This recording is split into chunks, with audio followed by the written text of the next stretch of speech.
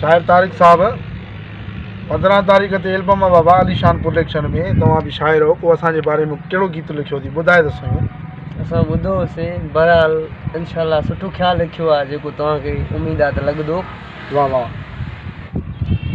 राति रही वञो हिकड़े सोना तुझी ॾाढी लॻी आ सिक। जियो तारिक जियो। राति रही वञो हिकड़े सोना तुझी ॾाढी लॻी आ सिक।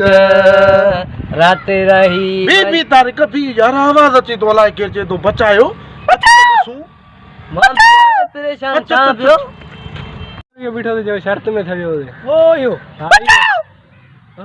आवाज छा जो तो आवाज आवाज बचाओ आवाज आवाज आवाज बचाओ।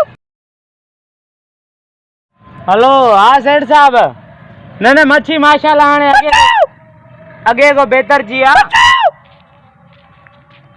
हाँ हाँ हाँ एकड़ो मिनट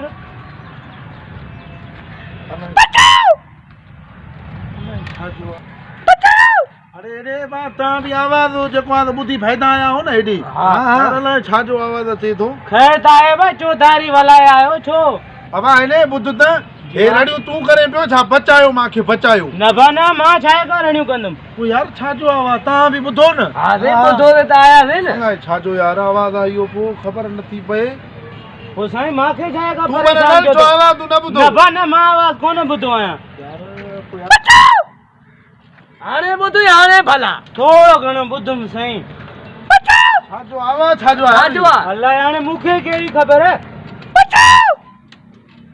अरे यार अरे गाड़ी तक तो मैं स्कूटर गलाया थी कथों गलाए ए तुझी गाड़ी गलाए थी कथों गलाए थी एडो वसन मते मैं स्कूटर गलाया थी ए मत वसन लाया मैं मरी में तुम स्कूटर तो लाया वसन ने एडे कुंदरे गलायो।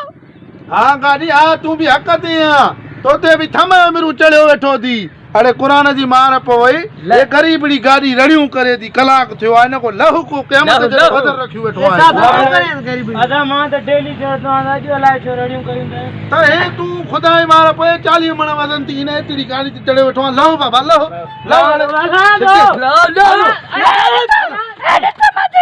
बस गाड़ी असा मोचरा भला आया तू आ मेहरबानी ताजी मेहरबानी।